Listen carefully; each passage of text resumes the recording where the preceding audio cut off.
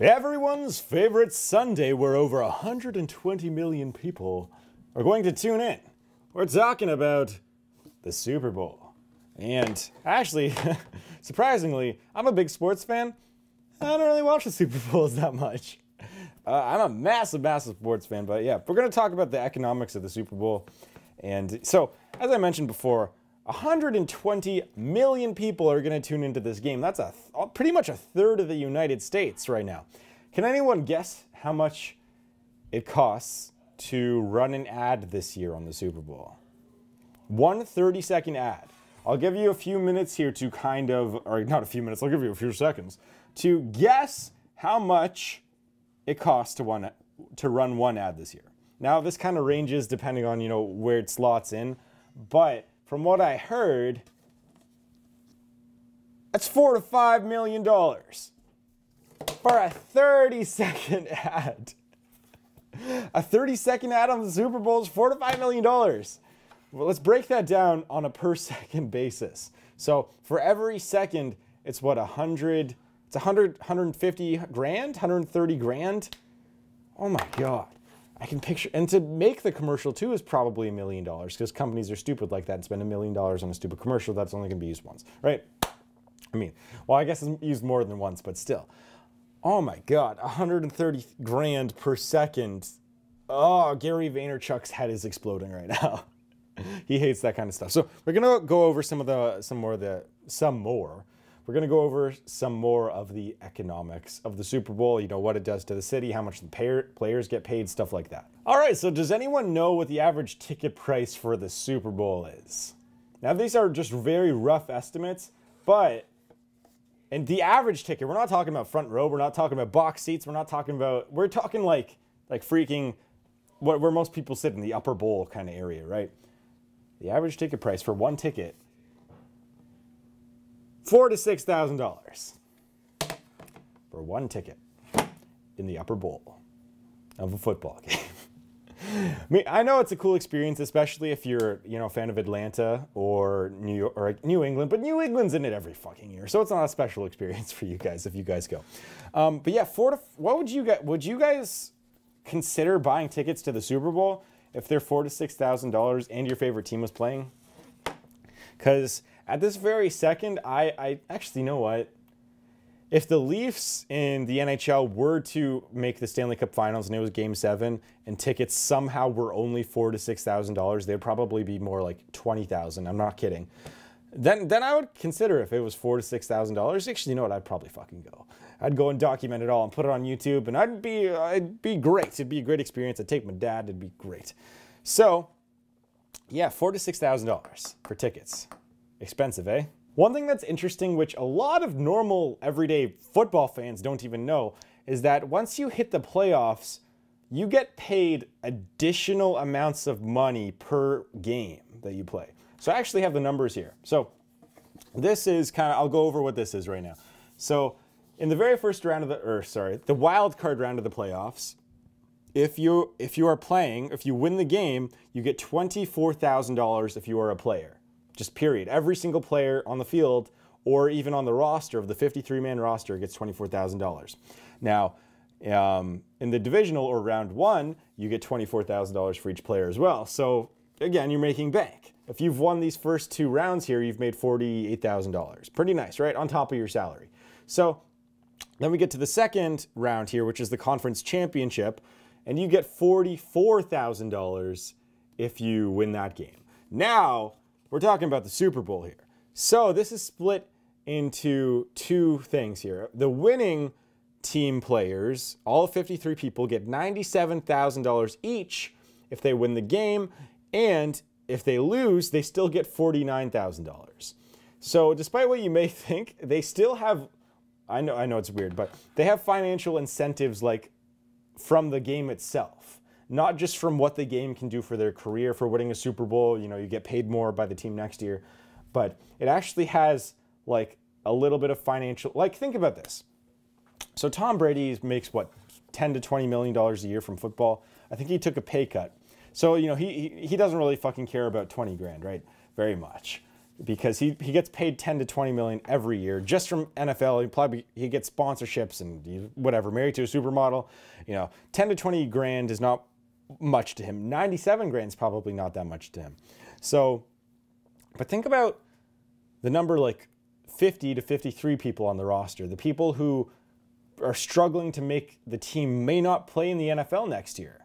This game means more to them than probably anyone else that will actually play. I mean, the people, number 50 to 53 probably won't even get into the Super Bowl. They probably won't even play on the roster because generally you only need, like 30 to 40 guys to play roughly in a game. So people number 50 to 53, this game means so much to them. This is 100 grand we're talking about here if they win. So that's just something to think about.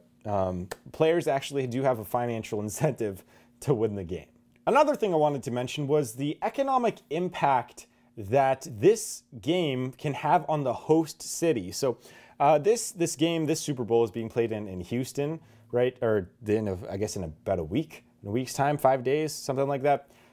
So it's being played in Houston, and it's at I think it's NRG Stadium or something like that. I think it's actually NRG Stadium. But yeah, so the game's being played there, and people don't think about this is probably one of the biggest tourism attractions that happens every year in the world. Seriously, it is. So I'm gonna let you guess, what economic impact would it have on a city in terms of the money it directly brings in from people coming to visit, paying for hotels, transportation, flights, people, when people go to restaurants, they buy groceries when they come in, all that stuff.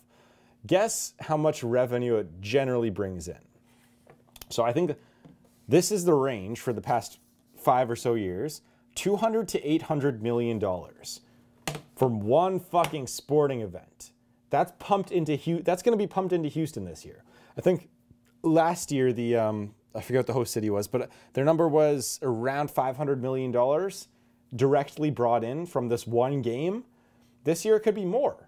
Imagine that. Imagine if your city had an extra 600 to 800, maybe even more in terms of $1 million that was taxable and could be used to go towards, I don't know, whatever you use taxes for in the United States, not healthcare, obviously. So we just talked about how much money the host city would get So we just talked about how much money Houston will likely receive from all the tourism and all that stuff.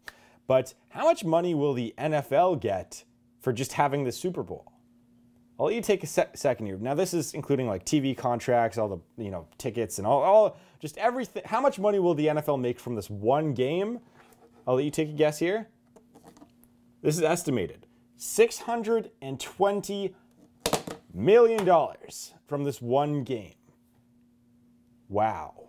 So the next thing I want to talk about is how much each of these teams are actually worth in terms of value of, like what they're worth today, what someone would probably have to pay for them, and probably pay more than this actually. But I'll let you actually take a guess here. So the two teams that are playing are the New England Patriots and the Atlanta Falcons.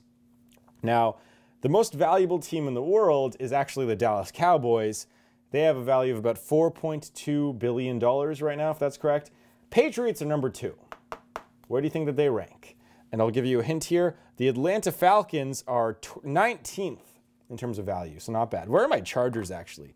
My San Diego Chargers, unfortunately, they moved to Los Angeles. Oh, they're the 21st. Okay, in terms of value. So yeah. And my second favorite team is Buffalo, and they are the least valuable team in the NFL. Maybe I could buy them.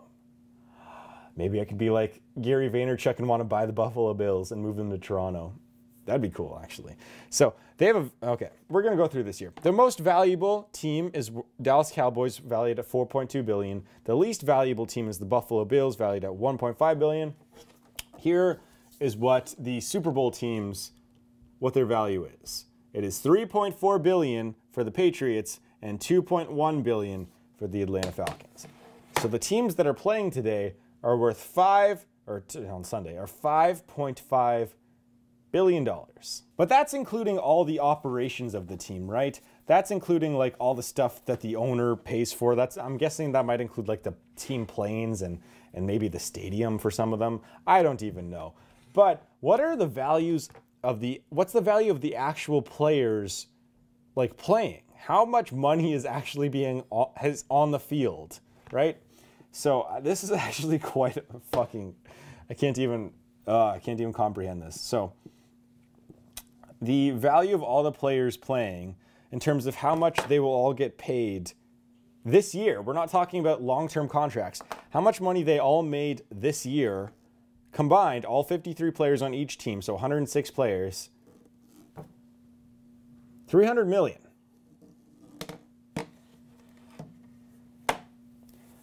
$300 million.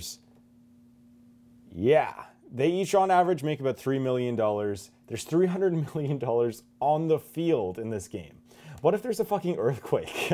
The average net worth of the person on the field is oh my God. It's like millionaires. Actually, one quote that I like to think about is a lot of the times in sports, every 5 years, there's a strike. There's the players versus the owners. The players want to get paid more money. The owners want to pay the players less money so that they can have higher profits. And it's a fight between the millionaires and the billionaires. And on the field at any one time, just picture all these millionaires here.